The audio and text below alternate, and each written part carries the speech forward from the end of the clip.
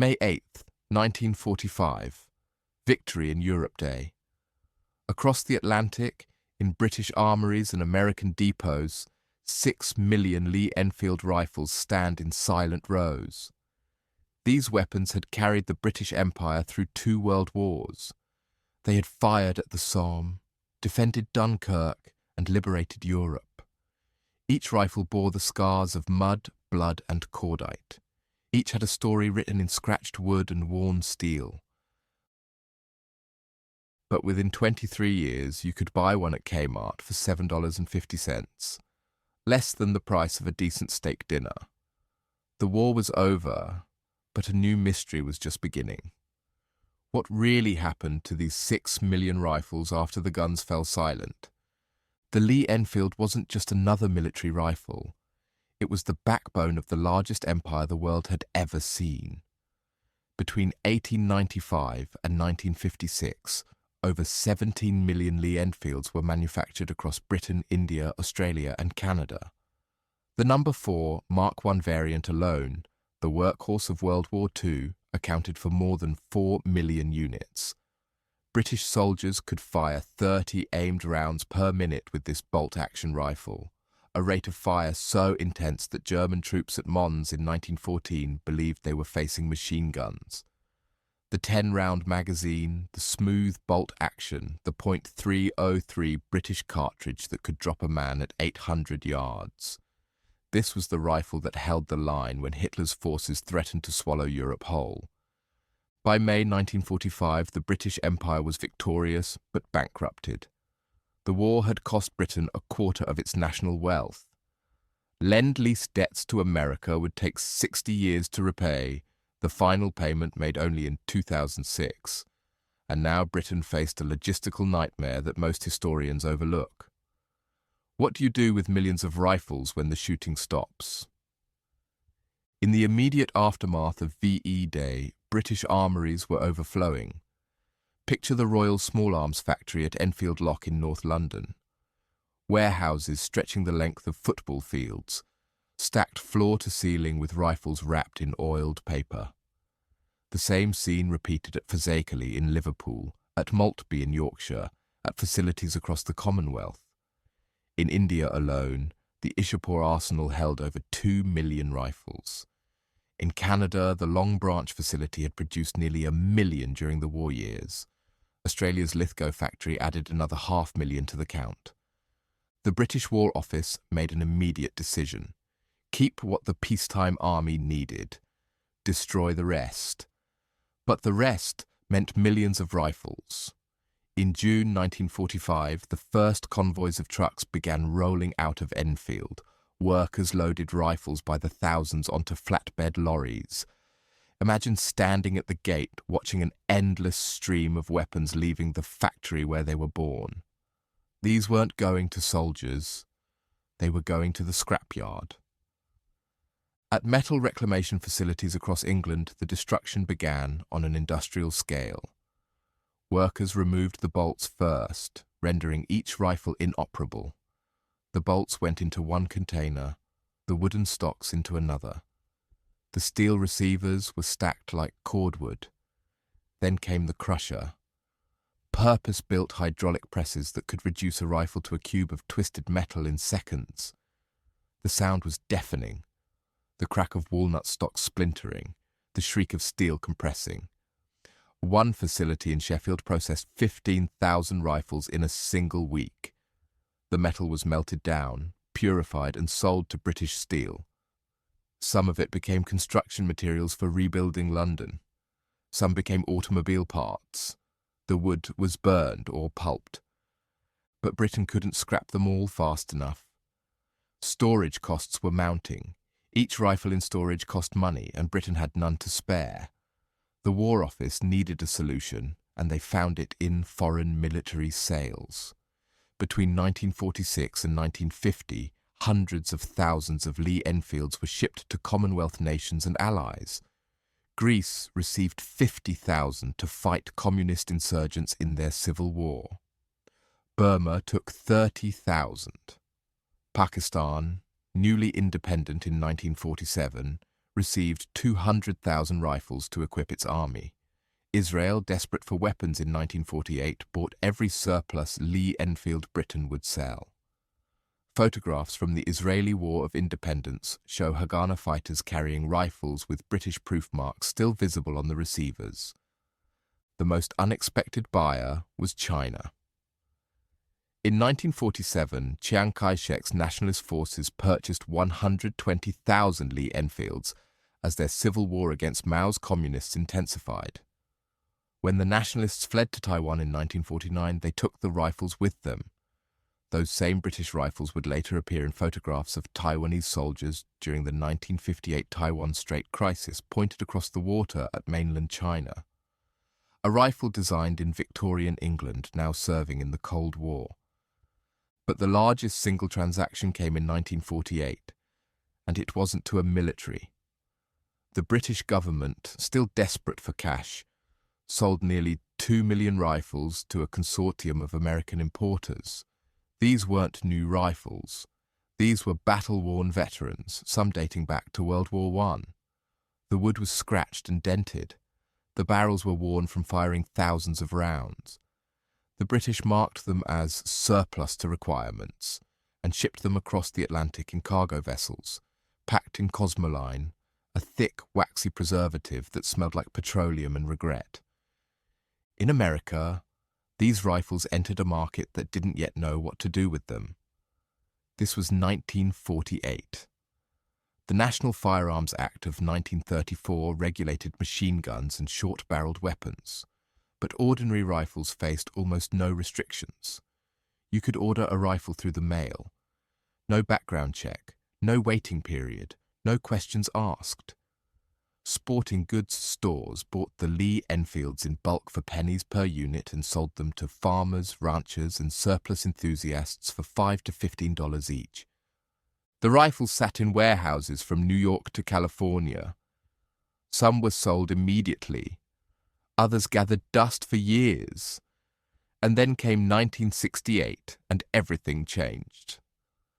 The Gun Control Act of 1968 transformed American firearms commerce overnight. Passed in the wake of the assassinations of Martin Luther King Jr. and Robert F. Kennedy, the law prohibited interstate mail-order sales of firearms. It required serial numbers, background checks, and federally licensed dealers. Importers who had been sitting on hundreds of thousands of surplus rifles suddenly faced a choice. Sell them immediately under the new regulations or destroy them. The Great Fire Sale began. In 1969, Kmart stores across America featured Lee-Enfield rifles in their sporting goods sections for $7.50. Rose's department store sold them for $6.99. Montgomery Ward advertised them in their catalogue for $8.95. Imagine walking into a Kmart in suburban Michigan, past the clothing racks and the toy aisles, and finding a bin full of British military rifles that had seen service in 2 world wars. No questions asked. Pay at the register and walk out. The advertisements were almost comical in their brevity. British Enfield rifle, $7.50, read one newspaper ad from a hardware store in Texas. Another from a sporting goods chain in Ohio simply stated, "We surplus while they last." They lasted about 18 months. By 1971, most importers had sold through their inventory. The rifles that didn't sell were often destroyed. Some importers literally threw unsold rifles into dumpsters rather than pay storage fees. But hundreds of thousands, perhaps millions of these rifles survived in American hands. They went to farms and ranches across the Great Plains where they became working tools. Ranchers used them for predator control, shooting coyotes and wild hogs. The .303 British cartridge, powerful enough to drop a mule deer at 200 yards, made them excellent hunting rifles. Farmers kept them behind the seat of pickup trucks, ready for varmints or emergencies. In the mountains of Appalachia, the Lee-Enfield found a second life as a squirrel and turkey gun. The rifle was too long, too heavy for modern sporting use, but it was reliable and cheap.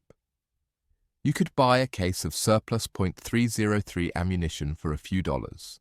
Men who had never served in any military-owned rifles that had served in the greatest conflict in human history. Most had no idea of their rifle's provenance. The British proof marks meant nothing to them. The inspection stamps, the unit markings, the dates of manufacture all eroded or ignored. Some rifles were modified beyond recognition. American gunsmiths cut down the barrels, sporterized the stocks, added scope mounts. They turned military rifles into hunting rifles, destroying historical value with every cut of the hacksaw. A rifle that had been carried at D-Day might be reduced to a deer rifle with a shortened barrel and a cheap scope. Collectors today call this Bubbaization, and it destroyed more Lee-Enfields than enemy action ever did. Yet some found their way into the hands of people who understood their significance. Military history collectors in the 1970s began seeking out unmodified examples. Veterans who had served with British forces during the war bought Lee-Enfields for nostalgia. They paid $15 or $20 for a rifle worth exponentially more in historical terms. These collectors saved thousands of rifles from modification or destruction. In museums, a handful of Lee-Enfields became permanent exhibits. The Imperial War Museum in London displays several variants, including a sniper rifle used at El Alamein. The Canadian War Museum holds Lee-Enfields manufactured at Long Branch, preserved as examples of Canadian wartime industry. The Smithsonian in Washington has a No. 4 Mark I in its military history collection, though it rarely displays it. For every rifle in a museum, 10,000 more sat in closets, attics, and basements across America and Britain. The strangest survival stories emerged decades later. In 2003, a construction crew demolishing a building in Manchester, England, found 57 Lee-Enfield rifles hidden in a bricked-up basement room. The rifles dated from 1944 and 1945. No one could explain how they got there or why they were hidden. The prevailing theory suggested a quartermaster had stashed them during the post-war chaos, intending to sell them on the black market, then either forgot about them or died before retrieving them. The rifles were seized by police and destroyed, despite protests from historians. In Australia, a farmer discovered 23 rifles in a collapsed outbuilding on his property in 2011. The rifles were Australian-made, from the Lithgow factory, dated 1942 and 1943. They were heavily corroded but intact. The farmer's grandfather had served in New Guinea during the war. Family legend said he'd been a quartermaster, but no one had believed the stories about hidden rifles until the building fell and revealed them. Australian authorities allowed the family to keep 2 for historical purposes and destroyed the rest. The most remarkable find came in 2015 when British divers exploring a World War II shipwreck off the coast of Scotland recovered 17 Lee-Enfield rifles from a cargo vessel that had sunk in 1945. The ship had been carrying surplus weapons for scrap when it struck a mine. The cold, oxygen-poor water had preserved the rifles in remarkable condition. After restoration, several were sold at auction for thousands of pounds each. One rifle, still in its original Cosmoline wrap, sold for £8,500, more than 1,000 times what it would have cost at Kmart in 1969. These discoveries highlighted an uncomfortable truth. No one knows exactly how many Lee-Enfields still exist. British records from the post-war scrap programs are incomplete. Import records into the United States are fragmentary. Some estimates suggest 3 million rifles were destroyed in the immediate post-war years. Another 2 million were sold to foreign militaries and used until they fell apart. Perhaps 1 million were sporterized or modified beyond recognition. That leaves roughly 1 million rifles potentially intact somewhere in the world. India still uses Lee-Enfields. Despite being the world's largest democracy and a nuclear power, Indian police and paramilitary forces carry rifles designed in Victorian England. the Ishapur arsenal continued manufacturing Lee-Enfields until 1974, producing a variant chambered in 7.62 NATO instead of the original .303 British. These rifles serve alongside modern assault rifles in rural areas where reliability matters more than modernity. A police officer in rural Bihar might carry the same model rifle his great-grandfather carried against the Japanese in Burma. Afghanistan became an unexpected repository for Lee-Enfields. British and Soviet weapons flooded the country during decades of conflict. In remote villages, tribal militias still use Lee-Enfields acquired through complex chains of sale and resale stretching back to the 1940s. A rifle sold by Britain to Pakistan in 1948 might have been captured by Afghan mujahideen in the 1980s, then sold to the Taliban in the 1990s, then captured by American forces in 2001, then lost again in the chaos of withdrawal in 2021. The rifle's journey would be impossible to trace, but the British proof marks remain, a ghost signature from an empire that no longer exists. In Britain itself, civilian ownership of Lee-Enfields became increasingly restricted. The Firearms Act of 1968 required licensing for all rifles. The 1997 handgun ban further tightened restrictions following the Dunblane massacre. Today, British citizens can own Lee-Enfields, but the process requires background checks, secure storage, and good reason for ownership. Target shooting and hunting qualify as good reasons. Historical interest alone does not. The rifles that once armed an empire now require government permission to own in their country of origin. The collector market exploded in the 2000s. What sold for $7.50 in 1969 now commands hundreds or thousands of dollars, depending on condition and rarity. A number 4 Mark I in unmodified condition sells for $400 to $800. Sniper variants with original scopes can exceed $5,000. Rare variants, like the number 5 Mark I Jungle Carbine, designed for the Pacific Theater, sell for $1,500 or more. The most valuable are rifles with documented provenance, pieces that can be traced to specific battles or units. A rifle carried at D-Day and documented through photographs or service records might sell for $10,000 to a serious collector. This price inflation created a new problem: fraudulent provenance. Sellers began inventing stories about their rifles, claiming connections to famous battles or units without evidence. A rifle would be listed as carried at Monte Cassino or used by the SAS in North Africa based on nothing more than imagination and greed. Serious collectors learned to demand documentation, but documentation is rare. Most rifles passed through so many hands, through so many transactions, that their histories vanished into the fog of commerce. Yet some histories can still be read in the metal and wood. British proof marks indicate the factory and date of manufacture.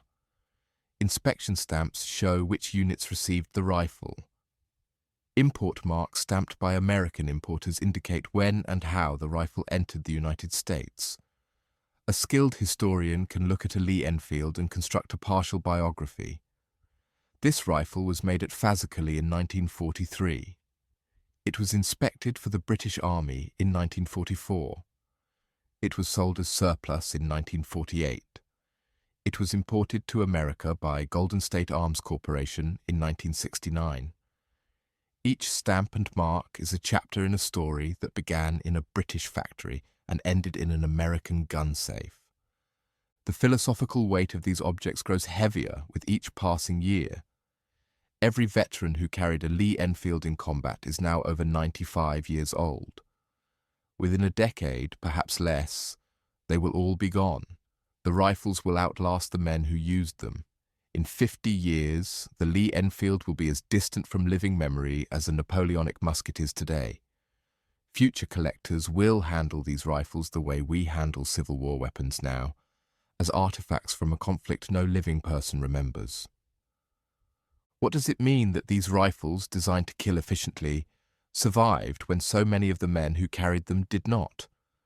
What does it mean that you could once buy a piece of World War II history for less than a tank of gasoline? The Lee-Enfield represents the strange afterlife of war material in peacetime. These rifles were manufactured by the millions for a specific purpose: to win a war against fascism. They succeeded. And then they became obsolete overnight. The jet age, the nuclear age, the age of automatic weapons made the bolt-action rifle a relic even before the war ended. But they persist. In museums and collections, in police armories in India, in attics and basements across America and Britain. They persist as physical links to a world that no longer exists. The British Empire that manufactured them is gone. The soldiers who carried them are nearly all dead. The ammunition they fire is increasingly difficult to find. Yet the rifles remain, heavier than most modern weapons, slower to reload, but built with a solidity that modern manufacturing has abandoned. The story of 6 million rifles sold at Kmart for $7 is ultimately a story about value and memory. How do we value the objects that witnessed history? How do we remember conflicts that slip further into the past with each passing year? The Lee-Enfield asks these questions silently, from wherever it now rests. In a collector's safe, in a police station in Mumbai, in a tribal compound in Afghanistan, in a museum case in London. Each rifle is a monument to the men who carried it, a memorial forged in steel and walnut to a war that shaped the modern world. And perhaps that's the final answer to our mystery. The rifles survived because they were too well made to easily destroy and too numerous to completely eliminate. They survived because people, for reasons they might not fully articulate, felt that something important would be lost if they were all scrapped. They survived because history, real history, isn't just in books and photographs. Sometimes history is an object you can hold in your hands, heavy and cold and undeniably real.